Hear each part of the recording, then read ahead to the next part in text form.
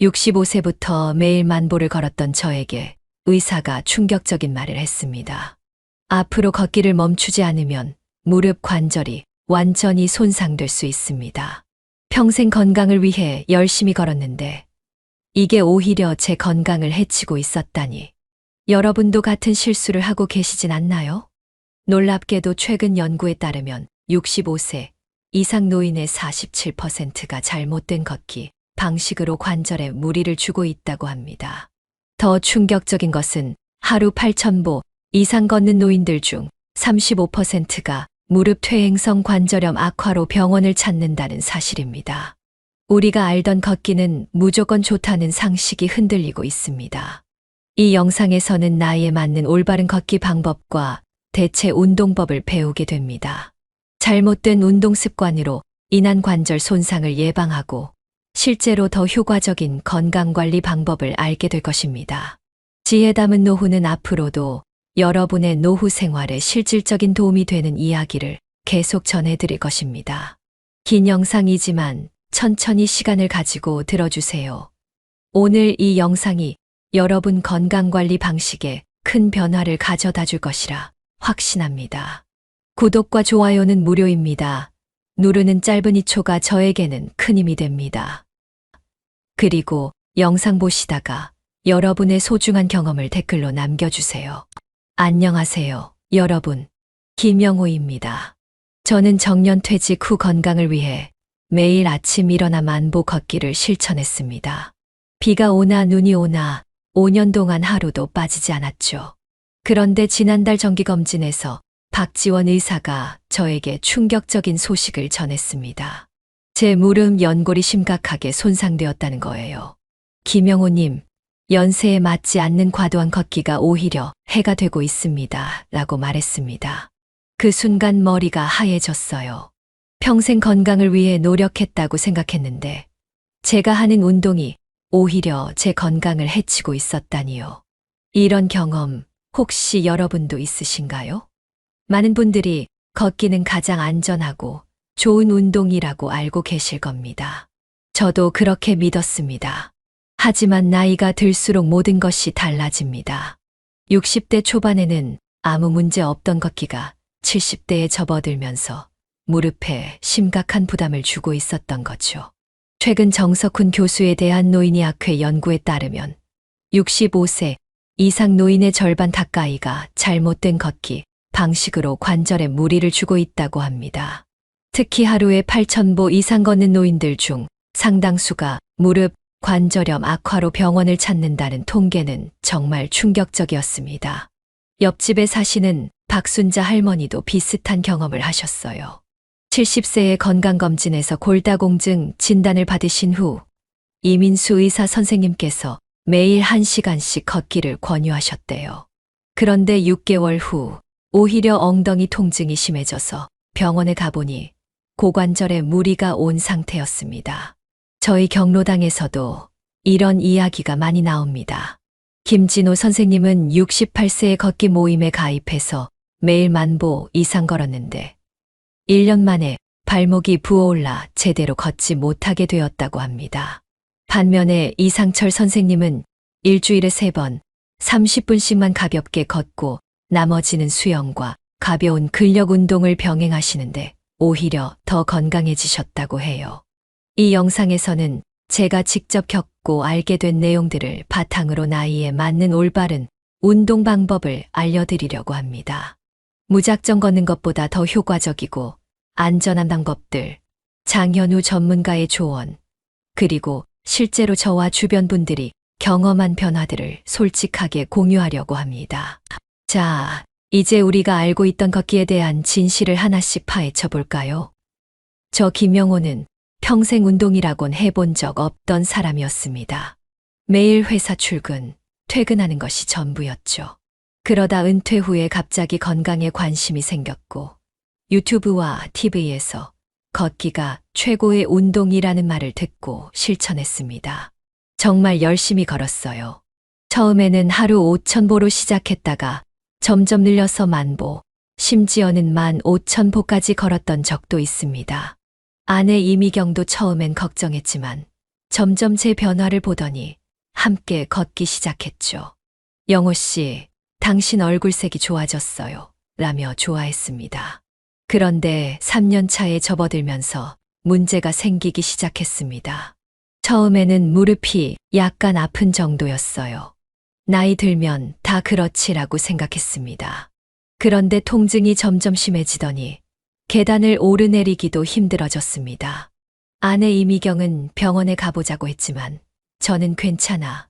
좀 쉬면 나아질 거야 라며 무시했죠. 결국 참다 못해 찾아간 김성준 정형외과 전문의는 제 엑스레이를 보더니 심각한 표정을 지었습니다. 김영호님, 걷기 자체는 좋은 운동이지만 나이가 들면 관절의 쿠션 역할을 하는 연골이 얇아집니다. 이런 상태에서 과도한 걷기는 오히려 연골 손상을 가속화시켜요. 저는 믿기지 않았습니다. 하지만 모든 의사들이 걷기를 권장하지 않습니까? 김성준 의사의 대답은 명확했습니다. 맞습니다. 걷기는 좋은 운동이지만 모든 사람에게 같은 방식이 적용되지는 않아요. 특히 65세 이상은 걷는 방식, 시간, 강도를 조절해야 합니다. 최근 황미영 교수팀의 연구 결과에 따르면 60세 이전과 이후의 신체는 완전히 다른 운동 접근법이 필요하다고 합니다. 60세 이전에는 인체가 상당한 충격을 흡수할 수 있지만 이후에는 관절 쿠션이 약해져 같은 충격도 더 큰 손상을 일으킨다는 거죠. 실제로 저와 같은 경험을 한 분들이 주변에 많습니다. 우리 아파트 단지 걷기 모임의 박정수 회장님은 73세에 매일 15,000보를 걷다가 결국 무릎 수술을 받으셨어요. 또 다른 회원 최영미님은 무릎 통증으로 걷기를 포기하고 우울증까지 겪으셨습니다. 그렇다면 우리는 어떻게 해야 할까요? 이제 두 번째 주제인 나이에 따른 운동 변화의 필요성에 대해 이야기해 보겠습니다. 먼저 50대와 60대, 70대의 신체는 완전히 다릅니다.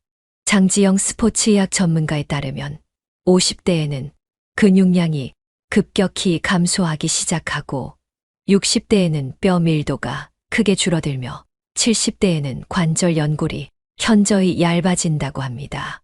이러한 변화를 고려하지 않고 모든 연령대에 같은 운동 방식을 적용하는 것은 오히려 해가 될 수 있습니다. 저는 이 사실을 제대로 알지 못했고 그저 걸으면 무조건 좋다는 생각으로 무리했던 것이죠. 강은주 재활의학과 의사는 이렇게 조언합니다. 60세 이후에는 걷기의 질이 양보다 중요합니다. 하루만 보보다는 올바른 자세로 천천히 걷는 3,000보가 더 효과적일 수 있어요. 정말 중요한 것은 개인의 건강 상태에 맞는 맞춤형 운동입니다. 저처럼 관절이 약한 사람, 혈압이 높은 사람, 당뇨가 있는 사람, 모두가 같은 운동을 할 수는 없습니다. 이제야 저는 그것을 깨달았습니다. 저의 이웃 정미숙님은 72세에 골다공증 진단을 받으셨는데 의사의 조언에 따라 걷기 대신 수중 운동을 시작하셨어요. 6개월 후 검사 결과 오히려 뼈 밀도가 증가했다고 합니다.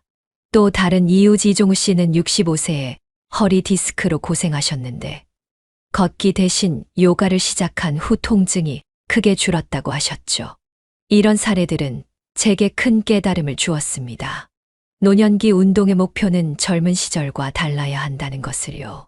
젊을 때는 체력 향상, 근육 발달, 다이어트가 목표였다면 노년기에는 관절 보호, 균형 감각 유지, 일상생활 기능 개선이 더 중요합니다. 정태영 노인체육학 교수는 노년기 운동의 핵심은 지속 가능성과 균형이라고 강조합니다. 무리한 목표로 단기간에 많은 운동을 하기보다는 오랫동안 꾸준히 할 수 있는 적절한 강도의 다양한 운동이 필요하다는 것이죠. 이제 우리가 정말 알아야 할 올바른 걷기 방법과 주의사항에 대해 이야기해 보겠습니다. 아마 많은 분들이 걷기가 뭐 어렵나 그냥 걸으면 되지라고 생각하실 겁니다. 저 김영호도 그렇게 생각했었습니다. 하지만 이런 생각이 제 무릎을 망가뜨렸다는 사실, 이제는 인정합니다. 저의 물리치료사 오민지 선생님은 제게 이렇게 말했습니다. 김영호님, 걷기는 가장 기본적인 운동이지만 올바르게 하지 않으면 오히려 독이 됩니다. 특히 나이가 들수록 더 세심한 주의가 필요해요. 먼저 적정 걷기 시간과 거리에 대해 말씀드리겠습니다. 노인 운동 전문가 강서진 교수에 따르면 65세 이상 노인의 적정 걷기 시간은 하루 2030분, 거리는 23km 정도가 적당하다고 합니다. 물론 개인차가 있으니 본인의 체력과 건강 상태에 맞게 조절해야 합니다. 저는 퇴직 후 너무 열심히 하려다 실패했습니다. 하루에 2시간씩 8km 이상을 걸었으니 무릎이 버틸 리가 없었죠. 최근에 만난 윤성민님은 75세인데도 매일 30분씩만 걷고 그것도 이틀은 걷고 하루는 쉬는 방식으로 5년째 건강하게 걷기를 유지하고 계십니다. 두 번째로 중요한 것은 올바른 자세와 호흡법입니다. 이태환 물리치료사는 허리를 곧게 펴고 시선은 1520m 앞을 바라보며 발꿈치부터 땅에 닿게 걸어야 한다고 조언합니다. 또한 걸을 때는 복식 호흡을 하며 4걸음 들이마시고 6걸음 내쉬는 리듬을 유지하면 좋다고 하네요. 처음에는 이런 방법이 어색하겠지만 저도 한 달 정도 연습하니 자연스러워졌습니다. 아내 이미경도 이 방법으로 걷기 시작한 후 허리 통증이 줄었다고 합니다. 특히 발을 내디딜 때 발꿈치 발바닥 발가락 순으로 지면에 닿게 하는 롤링 걸음이 무릎에 충격을 줄이는데 도움이 된다고 합니다. 세 번째로 걷기 전후 준비 운동의 중요성입니다. 이건 정말 많은 분들이 간과하는 부분입니다. 저도 그랬죠. 걷기가 이미 가벼운 운동인데 준비 운동이 뭐가 필요해? 라고 생각했습니다. 크게 후회하고 있습니다. 김도현 스포츠의학 전문가는 나이가 들수록 근육과 관절이 경직되어 있어 갑자기 움직이면 부상 위험이 높아집니다. 510분의 간단한 스트레칭이 큰 차이를 만들어요. 라고 말합니다. 이제 저는 걷기 전에 발목 돌리기, 무릎 굽혔다, 펴기, 허리 스트레칭을 반드시 합니다. 그리고 걷기 후에는 다리 근육 스트레칭을 5분 정도 합니다. 이런 작은 습관이 무릎 통증을 크게 줄여주었습니다. 다음으로는 날씨와 환경에 따른 주의사항입니다. 이건 정말 중요합니다. 장마철이나 한여름, 한겨울에는 무리한 걷기는 피해야 합니다. 특히 겨울철 빙판길은 노인에게는 치명적일 수 있습니다. 저희 아파트 이웃 한정희님은 겨울에 산책하다 미끄러져 고관절 골절로 수술을 받으셨어요.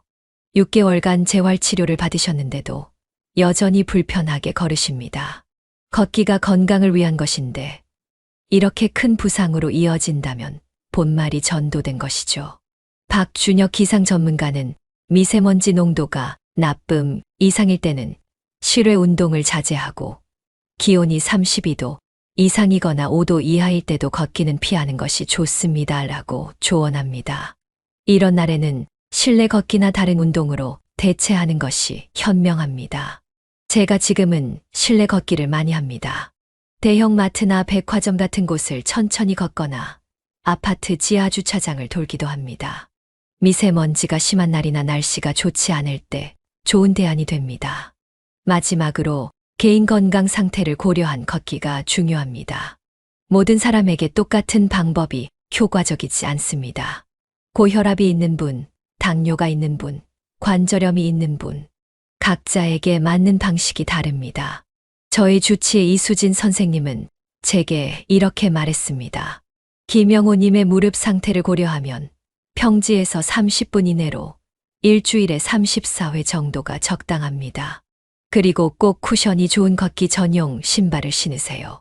우리 동네 걷기 모임의 최재형님은 당뇨가 있어서 의사의 조언에 따라 식후 30분에 15분씩 하루 3번 걷기를 실천하고 계십니다. 반면 송미란님은 척추협착증이 있어서 지팡이를 짚고 10분씩만 걷고 계시죠. 이렇게 자신의 건강 상태에 맞게 걷기 방식을 조절하는 것이 중요합니다. 그리고 무엇보다 자신의 몸이 보내는 신호에 귀 기울여야 합니다. 통증이 있다면 그것은 몸이 이대로는 안 돼 라고 외치는 신호입니다. 지금까지 올바른 걷기 방법과 주의사항에 대해 알아보았습니다. 이제 아시겠죠? 걷기는 정말 좋은 운동이지만 올바른 방법으로 해야 건강에 도움이 됩니다. 특히 우리처럼 나이 든 사람들에게는 더욱 세심한 주의가 필요합니다. 저 김영호는 이제 매일 30분, 약 2km 정도만 걷고 있습니다. 그것도 월, 수, 금에만요. 그리고 걷기 전후로 스트레칭을 반드시 합니다. 무릎 통증이 많이 줄었고 오히려 예전보다 더 활기차게 일상생활을 할 수 있게 되었습니다. 이제 걷기의 위험성과 올바른 방법을 알았으니 더 중요한 이야기를 해볼까요?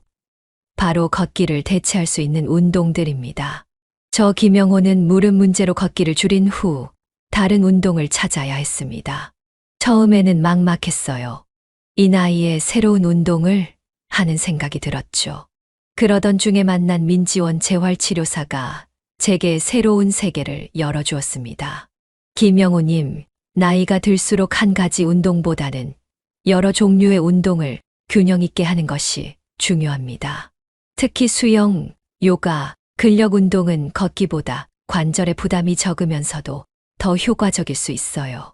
첫 번째로 소개해드릴 대체 운동은 수영입니다.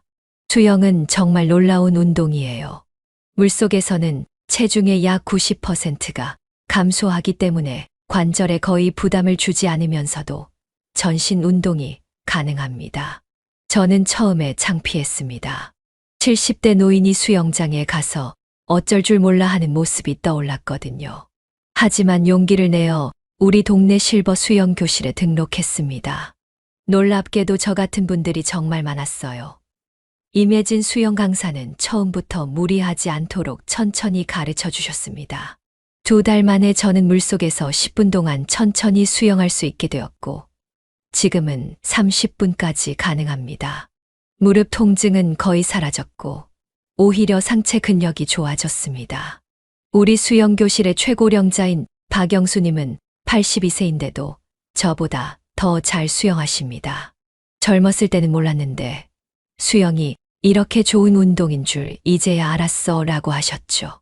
두 번째 추천 운동은 요가와 스트레칭입니다. 이것도 처음에는 요가, 그거 젊은 사람들이나 하는 거 아냐? 라고 생각했습니다. 그러나 이지연 요가 강사님이 노인을 위한 특별 클래스를 열어주셨고, 거기서 실버 요가의 놀라운 효과를 알게 되었습니다. 요가는 유연성뿐만 아니라 균형 감각, 근력, 집중력까지 향상시킵니다. 특히 의자를 이용한 앉은 자세 요가는 관절에 부담 없이 할 수 있어 우리 같은 노인들에게 딱 맞는 운동이었습니다. 저희 요가 수업에서 만난 정미경님은 요가를 시작한 지 6개월 만에 허리둘레가 5cm 줄었다고 합니다. 또한 김정호님은 요가 덕분에 10년간 앓던 만성 허리 통증이 크게 줄었다고 하셨어요. 세 번째로 중요한 것은 근력 운동입니다. 이건 정말 많은 노인들이 간과하는 부분입니다. 근력 운동, 그건 젊은이들이 몸 만들려고 하는 거지라고 생각하시는 분들 많으시죠? 저도 그랬습니다.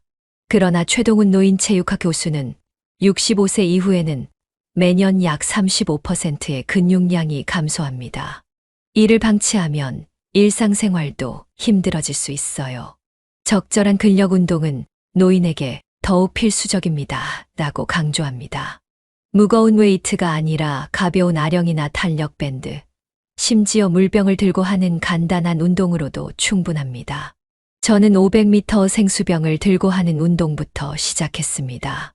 팔을 위아래 옆으로 들어 올리는 간단한 동작이었죠. 한 달 후에는 1kg 아령으로 바꿨고 지금은 2kg 아령으로 주 3회 운동하고 있습니다. 놀랍게도 계단을 오를 때 숨이 덜 차고 장바구니를 들 때도 훨씬 수월해졌습니다. 근력 운동의 효과를 직접 체감하고 있습니다. 네 번째로 소개해드릴 것은 저강도 유산소 운동입니다. 걷기 외에도 실내 자전거, 일리프티컬 머신, 수중 걷기 등이 있습니다. 이런 운동들은 걷기와 비슷한 심폐 효과를 주면서도 관절에 가해지는 충격은 훨씬 적습니다. 저는 실내 자전거를 시작했습니다. 처음에는 5분도 힘들었지만 지금은 20분까지 탈 수 있게 되었습니다. 특히 비 오는 날이나 미세먼지가 심한 날에 좋은 대안이 되고 있습니다. 우리 아파트 단지의 운동 모임에서 만난 장혜숙님은 무릎 수술 후 걷기가 힘들어 수중 걷기를 시작하셨는데 3개월 만에 체중이 5kg 감량되었다고 합니다.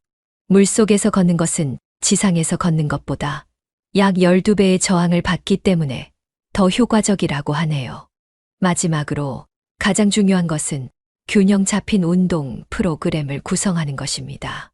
송지영 스포츠의학 전문가는 노년기에는 한 가지 운동만 고집하기보다 유산소 운동, 근력 운동, 유연성 운동, 균형 운동을 골고루 해야 합니다라고 조언합니다. 제가 지금 실천하고 있는 주간 운동 계획을 공유해 드리겠습니다. 월요일 30분 천천히 걷기와 20분 근력 운동 화요일 30분 수영 수요일 30분 요가 목요일 20분 실내 자전거 금요일 30분 천천히 걷기와 20분 근력 운동 주말 가벼운 스트레칭과 휴식. 이렇게 다양한 운동을 번갈아 가며 한이 지루하지도 않고 한 부위에만 무리가 가지 않아 부상 위험도 줄었습니다. 그리고 놀랍게도 같은 시간을 운동해도 걷기만 했을 때보다 효과가 더 좋다는 걸 느끼고 있습니다. 저희 동네 김영성님은 78세인데도 이런 균형 잡힌 운동을 5년째 지속하고 계십니다. 병원에 거의 가지 않을 정도로 건강하시고 젊은 사람처럼 활기차게 생활하십니다. 비결이 뭐냐?고 물으니 매일 같은 운동이 아니라 다양하게 하는 거야. 몸이 질리지 않아라고 하셨습니다. 여러분도 이제 걷기만 고집하지 마시고 다양한 운동을 시도해 보세요. 처음에는 어색하고 어려울 수 있지만 조금씩 시작하면 누구나 할 수 있습니다. 저 김영호도 평생 운동과 담을 쌓고 살았던 사람인데 70대에 이렇게 다양한 운동을 즐기게 되었으니까요. 저도 무릎 통증으로 걷기를 줄인 후 우울감을 느꼈습니다. 이제 내가 할 수 있는 게 뭐가 있을까 하는 생각이 들었죠. 그래서 정신건강의학과 전문의 박지영 선생님을 찾아갔습니다. 선생님은 매일 감사한 일 3가지를 기록하는 감사 일기를 쓰라고 조언해 주셨어요. 처음에는 어색했지만 지금은 매일 저녁 아내와 함께 그날 있었던 좋은 일들을 나누고 기록합니다. 오늘 손자에게서 전화가 왔다. 단풍이 아름답게 물들었다. 맛있는 점심을 먹었다. 같은 작은 일들이지만 이런 습관이 제 마음을 긍정적으로 변화시켰습니다. 또한 명상도 시작했습니다. 매일 아침 10분간 조용히 앉아 호흡에 집중하는 시간을 갖습니다. 이를 통해 스트레스가 줄어들고 마음이 평온해지는 것을 느낍니다. 우리 명상 모임의 황미영님은 명상을 시작한 후 혈압약 용량이 줄었다고 하셨어요. 4번째로 중요한 것은 정기적인 건강검진입니다. 예방의학 전문가 정성훈 교수는 많은 노인 질환은 초기에 발견하면 치료가 쉽지만 증상이 나타난 후에는 치료가 어려워집니다. 따라서 정기적인 검진이 필수적이라고 강조합니다. 저는 이제 6개월마다 정기 검진을 받고 있습니다. 특히 무릎 상태, 혈압, 혈당, 콜레스테롤 수치를 꾸준히 체크합니다. 얼마 전 검진에서는 비타민 D 부족이 발견되어 햇빛을 더 쬐고 비타민 D가 풍부한 음식을 섭취하고 있습니다.